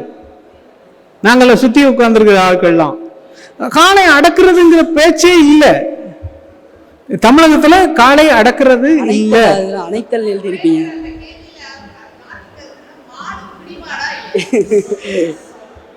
மாடு பிடிபடுமா இல்லையான்னு கேக்கீங்களா? வேற மாடை கேட்குறேன் சார்.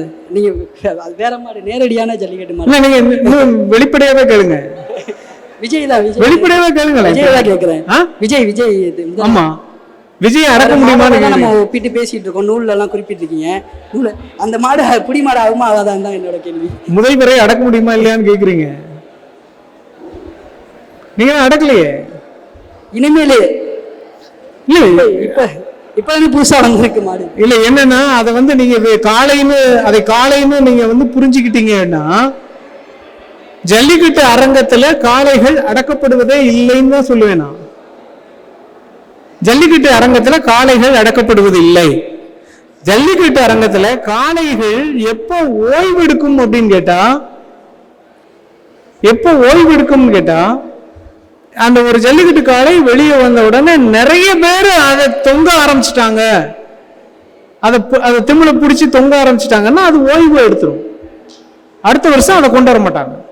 கறிக்கு ஏற்றிடுவாங்க. அடிமாடா போயிடும், கறிக்கு ஏற்றிடுவாங்க. நீங்க வந்து அது தொங்குறதுன்னு இருக்கு இல்லையா, அந்த திமிழ பிடிச்சிட்டு தொங்குறது இருக்கு இல்லையா, அது என்ன அப்படின்னா ஒரு பெரிய நம்பிக்கையின் அடிப்படையில் நடக்குது. அப்படி தொங்குறதன் மூலமாக அதனுடைய சக்தி எல்லாம் உங்களுக்கு வந்துருதுன்னு நினைக்கிறாங்க. ரிச்சுவல் தான் அது. அதாவது ஜல்லிக்கட்டுக்கு முந்தின வடிவம் இருக்கு இல்லையா, அது வந்து ஏறு தழுவுதல். அதுல இருந்து தான் ஜல்லிக்கட்டு உருவாகுது. ஏறு தழுவுதல் எதுக்கு அப்படின்னா வளமை சடங்கு. அதை தழுவுனா அந்த காளையினுடைய வீரியம் மாதிரி உங்களுக்கும் ஆண்மை வரும்னு அர்த்தம். இதுல அடிப்படையான நான் ஒரு கேள்வி கேட்கவா? நீங்க எத்தனை காலகட்டத்துக்கு காளை அடக்குதல் ஆண்கள் இப்படினே அரசியல வச்சிட்டு இருப்பீங்க? அது வரைக்கும் உங்களுக்கு விடிவு காலமே இல்லை இல்லையா? பெண்களுக்கு அந்த அரசியல்ல பங்கு இருக்கா இல்லையான்னு நீங்க யோசிக்கிற வரைக்கும் நீங்க வந்து இந்த இதுல இருந்து வெளியவே வர முடியாது. நான் இந்த கேள்வி இப்படி கேளுங்கன்னு சொல்லுவேன். ஜல்லிக்கட்டு இல்லாம வேற ஒரு அரசியலை நாம உருவாக்க முடியுமா? நீங்க அதை ஒத்துக்கிட்டீங்க அப்படின்னா பெரிய ஆணாதிக்க தன்மை உடையவரை மாறிடுவீங்க. ஏன்னா பெண்களுக்கும் அப்ப பெண்கள் என்னைக்குமே தலைவராக முடியாது இல்லையா? இல்லையா? உங்க ஜனநாயக நாட்டில் பெண்கள் தலைமையே இல்லை. அது மாத்துறதுக்கு முயற்சி பண்ணீங்கன்னா இந்த காளைகள் அழிஞ்சு போயிடும், நிச்சயமா அழிஞ்சு போயிடும். கேள்வி அப்படி கேட்கணும் அப்படிங்கிறது ரொம்ப முக்கியம். ஜெகதீசன், முனைவர்பட்ட ஆய்வாளர், தமிழ்நாடு மத்திய பல்கலைக்கழகம். இந்த வெகுசன போராட்டம் அல்லது வெகுசனவியம் அப்படின்னு நம்ம சொல்லக்கூடியது, இப்போ நீங்கள் அந்த களப்பிரர் பண்போட நினைச்சு சொன்னது எனக்கு புது ஒரு பார்வையாக தெரியுது. அதே சமயத்தில் இந்த வெகுசன போராட்டத்தை கைப்பற்றக்கூடிய ஒரு நிகழ்வு இருக்குல்ல, அதாவது நம்ம வரலாற்றிலிருந்து இதை வந்து இன்னார் கைப்பற்றி இருக்காங்க அப்படின்னு சொல்லக்கூடிய வார்த்தைகள்லிருந்து நாம் வந்து அந்த வெகுசன போராட்டத்தின் வழியாக ஒரு அதிகாரம் எப்படி உருவாகுதுன்றதை புரிஞ்சுக்கிறோம். ஆனால் அந்த கைப்பற்றக்கூடிய நிகழ்வு எப்படி வந்து ஏற்படுது? ஏன்னா குறிப்பாக 17 நடந்த போராட்டம், அதற்கு பின்னாடி ஒரு திராவிட அரசு உருவாயிருக்கு. இருந்தாலும் நம்ம வரலாற்றின் வழியா பின்னாடி அது வேறு ஒரு முகத்தின் கைப்பற்றுதலால நம்ம புரிந்து கொள்ளப்படுவோம் அப்படின்ற ஒரு வார்த்தையை நீங்க வந்து சொல்றீங்க. அப்படிங்கிற போது நம்ம அந்த கைப்பற்றுதலை எப்படி புரிந்து கொள்வது? அந்த ஒரு கேள்விதான். இந்த கைப்பற்றுதல் அப்படிங்கிறது ஏன் நடக்குது அப்படின்னு இது வரைக்கும் தெளிவாக சொல்லியிருக்காங்க. ஏன் நடக்குது அப்படின்னா நாம பார்க்குற அதே விஷயம்தான். ஏன் மக்கள் வந்து அடிக்கடி போராட்டத்துக்கு வரமாட்டாங்க? அப்போ மக்கள் வந்து திடீர்னு ஒரு விஷயத்துக்கு கொந்தளிக்கிறாங்க, திருப்பி காணாம போயிடுறாங்க. புரியுதா? அப்போ காணாம போயிடுறாங்க அப்படின்னா அந்த போராட்டத்தை யாரு கிளைம் பண்ணிக்கிறது? ஒண்ணுமே யாருமே இல்லை. மக்கள் வந்து இது நாங்க போராடினது, எங்களுக்கு தான் இந்த வெற்றியினுடைய பெருமை எல்லாம் எங்களுக்கு தான் சேரணும், எந்த மக்களும் வர்றதே இல்லை. அதனால அடுத்து வர்ற ஆதிக்க கருத்தியல் இருக்கும் இல்லையா, அது வந்து தனக்குன்னு எடுத்துக்குது.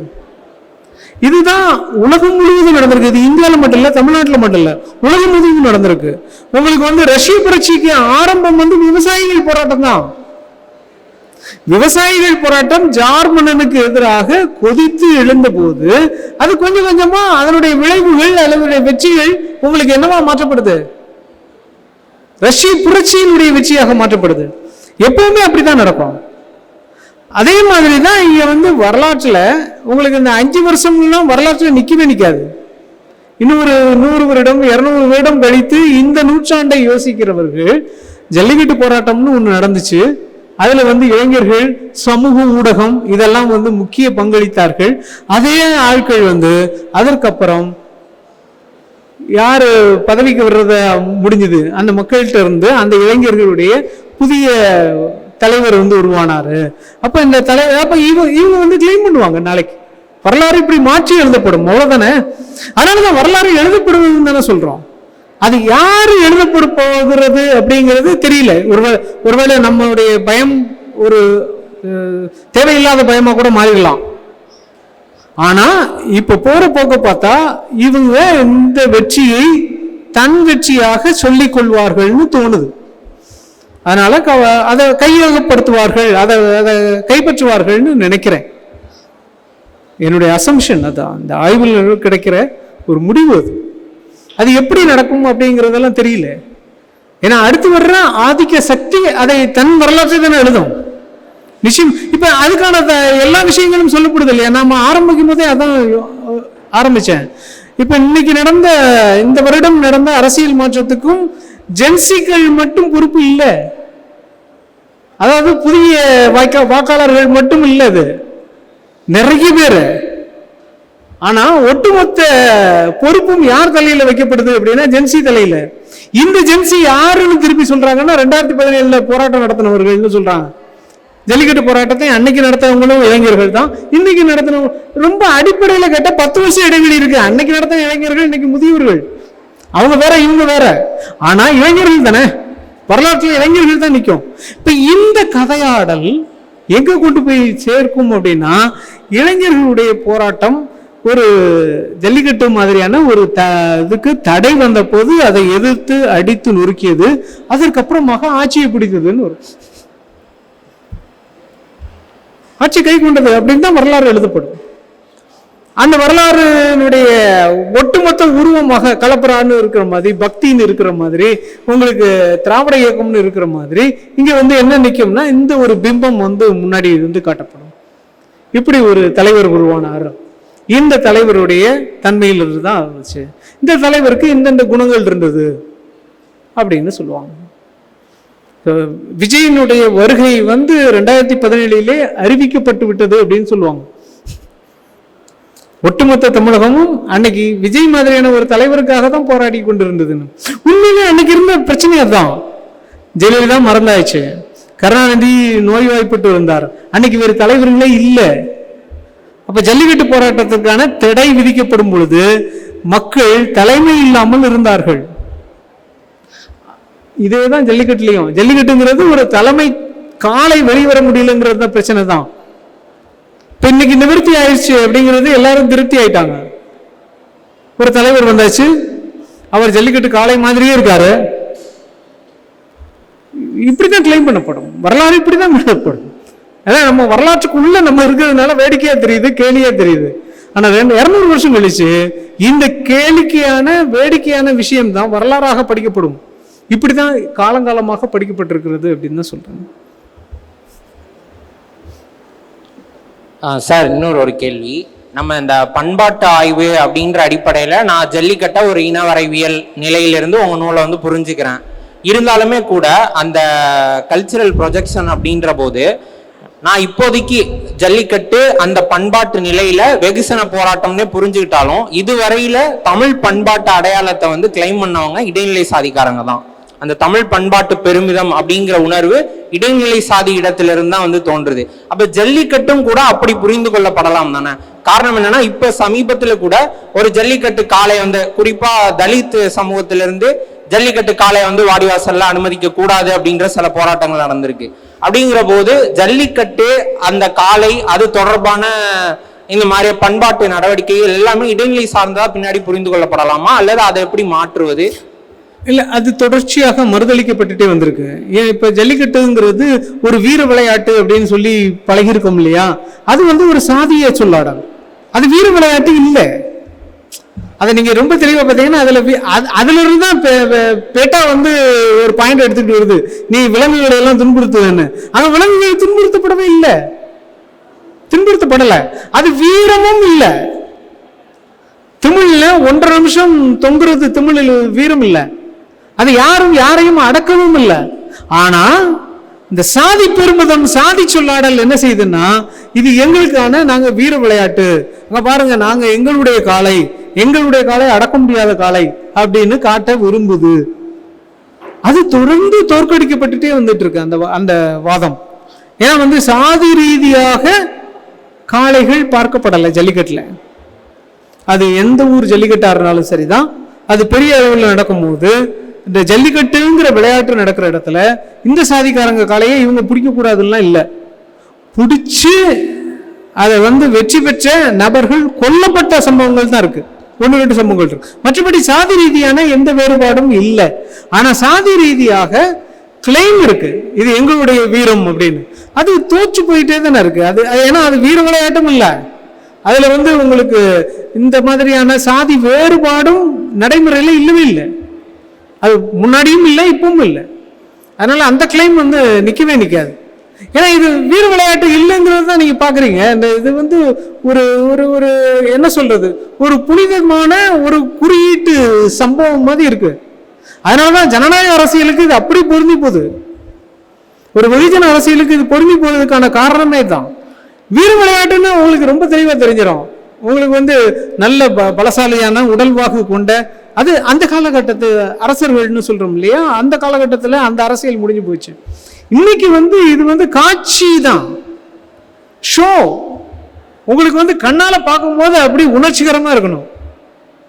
அந்த அந்த சைகைகள், அந்த நடை, அந்த அந்த பார்வை, இது எல்லாமே உங்களை ஈர்க்கிற மாதிரி இருக்கணும். அவ்வளவுதான். அந்த ஈர்ப்பு இருந்த போதும். இங்க உடல் வலிமையெல்லாம் இல்லை.